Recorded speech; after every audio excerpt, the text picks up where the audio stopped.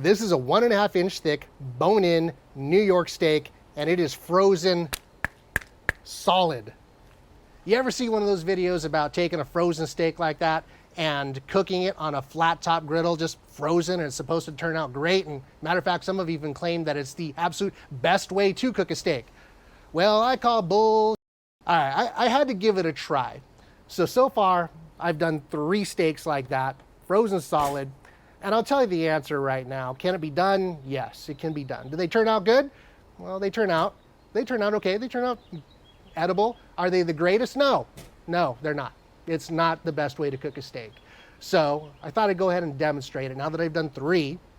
Now, most of the steaks that I've seen cooked in these videos are a little thinner than what I have and look like something you might get at a Denny's.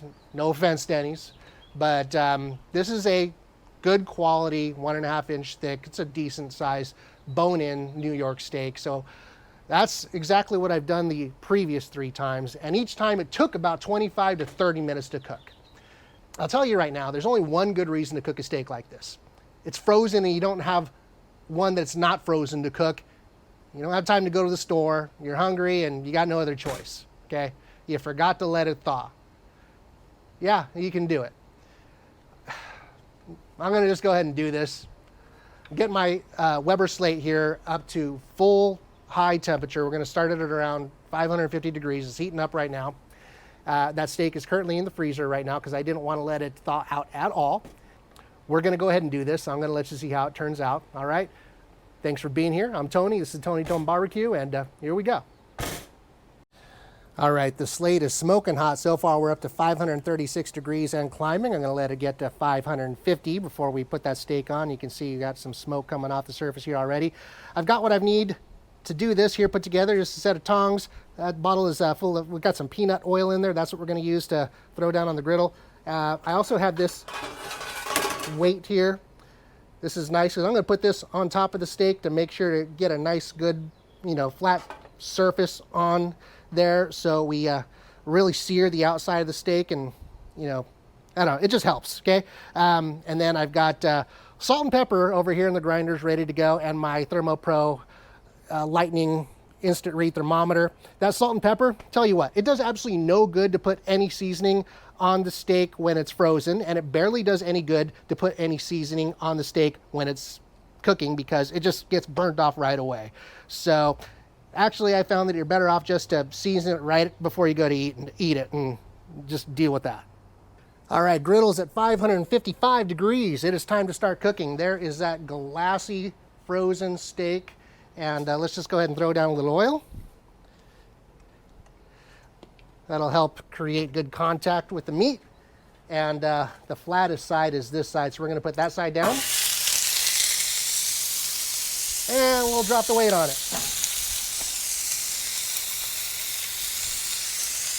Some people ask me why the glove. Well, it's because I'm cooking outside and I don't have a sink, and now I don't have to wash my hands after handling that meat. I just peel the glove off. I'm going to have a nice bland beer to go with my nice bland steak. Cheers. Oh yeah, start time, 6:01.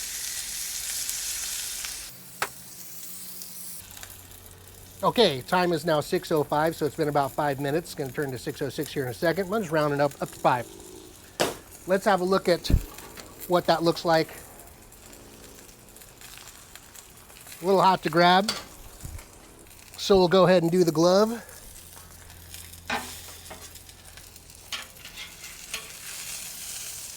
There we go. Getting some nice brownness going on there, decent sear. Now that we've got this side a little thawed on the surface, might as well just go ahead and add some salt anyways. What the hell? Add a little pepper.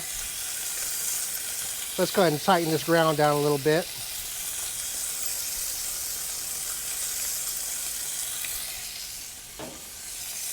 We'll do what we can to get some flavor.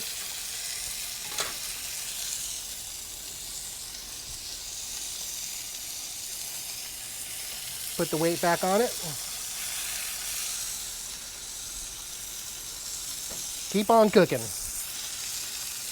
6:06. case you're wondering about the temperature, 558 degrees. I'm gonna go ahead and back down the heat a little bit because we're actually getting up to 570 degrees now. So let me just back these off a little bit. Time now 6:10, so let's go ahead and take that weight off and have a look. We're doing a flip every 5 minutes until this is done.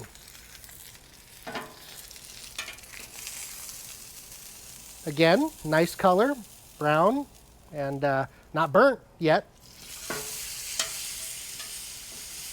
Still solid though. There's not much give in the surface.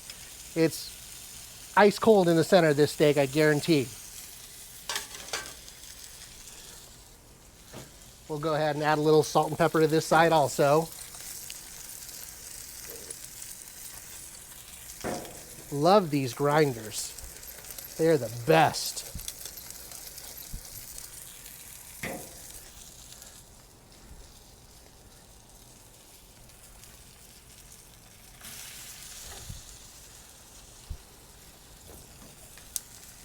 $6.11. We're right in that 5-minute target zone. It was facing the wrong way.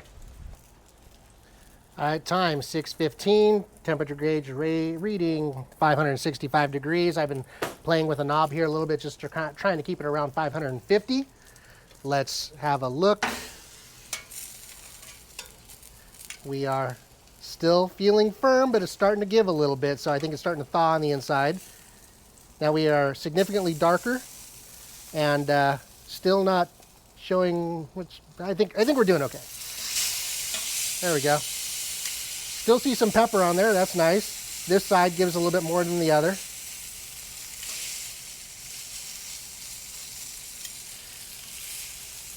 There we go.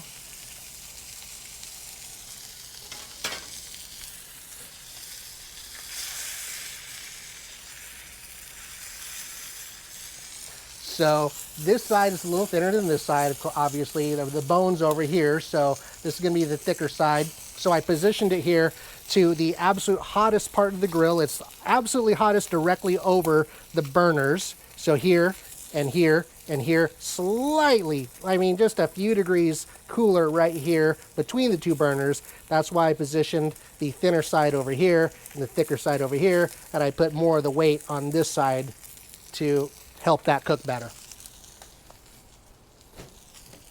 Time 6:16. Okay, time now 6:20. We are 20 minutes into this cook, so we're getting close. Let's go ahead and do the next flip and see how it's looking here. Nice color, really good crust going on there, not burnt. And I think I'm going to go ahead and reduce the heat on this burner over here on the left to about halfway, because this side over here is going to start to get to the point where it's going to want to get overcooked here pretty quick. Starting to get a little give there. So let's go ahead and check the temperature, see where we are.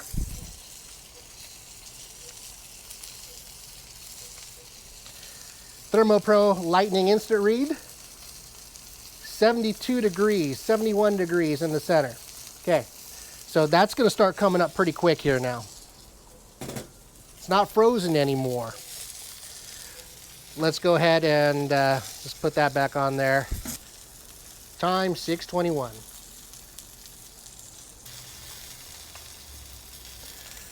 All right, time, it is 6:25, and I can hear the barbecue gods talking to me. They're saying, hey, this thing's about done. So I'm going to go ahead and remove this weight. We're done with that. And let's have a look. Look at that. Honestly, nice color. You know, not bad. Get a little closer. It is, doesn't look burnt or anything like that. So that's good. Now I'm just going to play with it a little bit here. Let me see if I can get it on the side without burning myself. There we go. I want to just kind of crisp up the fat that's on the outside there a little bit. It's got such a hard crust on there that it's hard to tell by poking at the steak. But I want to sizzle that up a little bit here. There we go. A little bit on the edge there.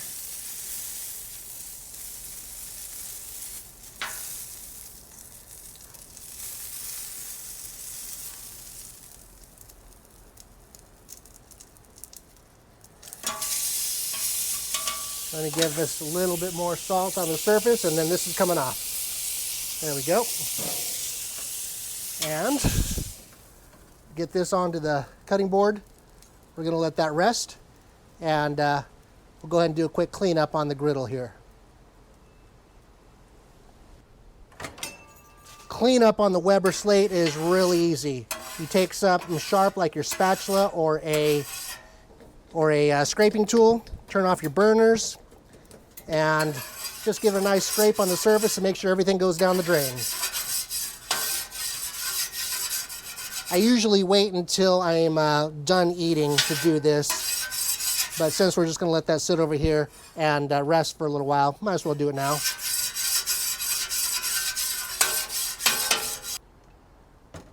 Throw down a little bit more oil, just give it a last coating, and then later on I'm going to come down after this is cooled and give it a final wipe down with some paper towels, and we're done.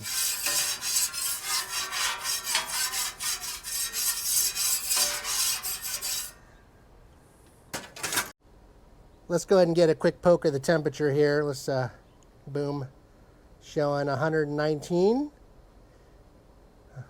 That's going to keep on rising here. See, there it goes for the next few minutes while it sits here and cools off. This should be a nice medium rare. Probably going to be a nice medium rare over here. Probably be a little bit more medium over here. Okay, time is 6:35. Okay, steak has been resting for about 10 minutes.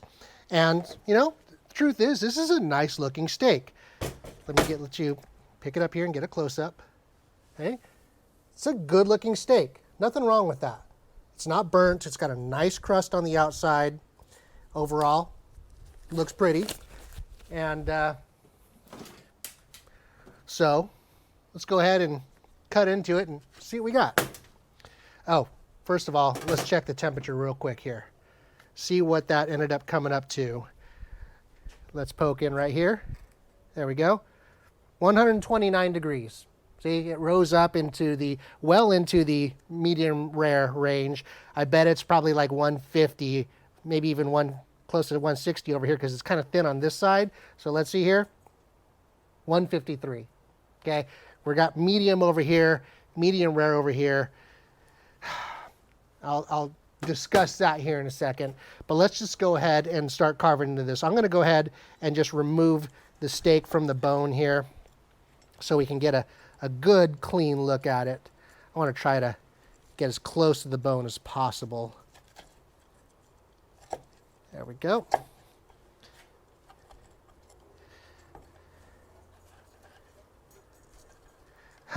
Get back, pack. This is not for you. There we go.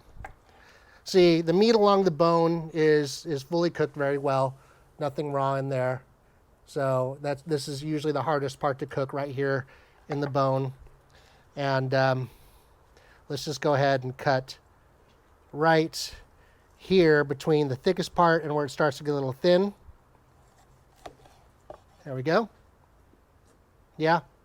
See, that's what I was talking about here. Pretty medium.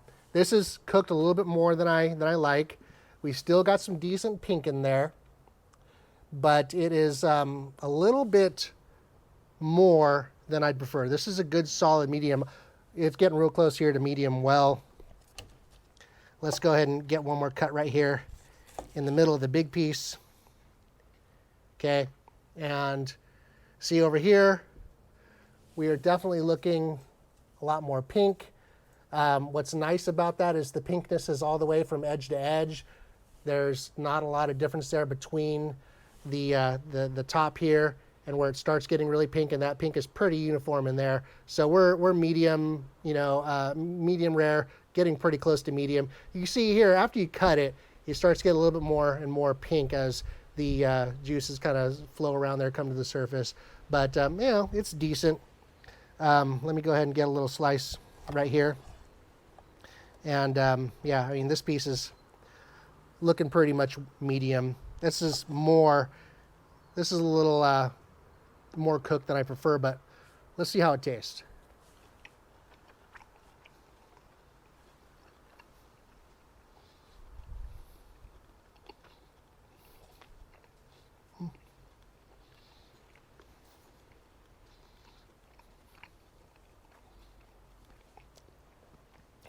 Okay, so the honest truth, it's good.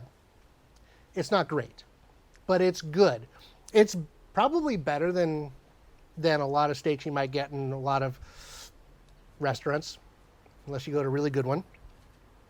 The thing about this is that it's very difficult to control. It's very difficult to get the steak just right. I've cooked so many steaks, and normally they come out so perfect every time because my method works really well. I usually do reverse sear. I like a thicker steak, a 1.5 inch to 2 inch thick steak, and I'll do it really, thanks Packer, really slow and low for about an hour, below 200 degrees to get the temperature to come really gently so it's getting close to done. And then I just do a really hot sear on the outside, and that allows the seasonings that I put on the steak to really bond to the meat, absorb it in the meat, and integrate the flavor, the salt and the pepper, and if I add anything else, like maybe a Montreal steak seasoning or something like that. And in this case, though, you can't season the steak. The one thing that I say that is really nice about this method is you get a really nice crust on the outside. You get a lot of good flavor from that dark crust. It's not burnt, because as it's cooling off at the same time, it's kind of fighting the natural tendency to burn. So it works well, but it's such a fine line there. I probably should have taken this off 3 or 4 minutes sooner than I did. But it's so hard to tell because it goes from hard frozen to hard crust. And then it becomes really difficult to tell by pressing on it what temperature it's at. You can stick a probe in it, but it's really hard to get a probe into a solid rock piece of meat when it's frozen. And then it's, kind of difficult to throw it in there mid-cook as well. And I could have poked it a few times with this thing, but I didn't want to do that because I wanted to demonstrate for real what it's like doing this. So it's not my choice of how to cook a steak. In a pinch, it'll do, but it's not great. And I wouldn't recommend it. It's definitely not the best way ever to cook a steak. That's a load. So, but if you're just home from a long day of work and damn it, forgot to take the steaks out to thaw the day before, and I'm not running to the grocery store to buy a new one, so hell, this will do.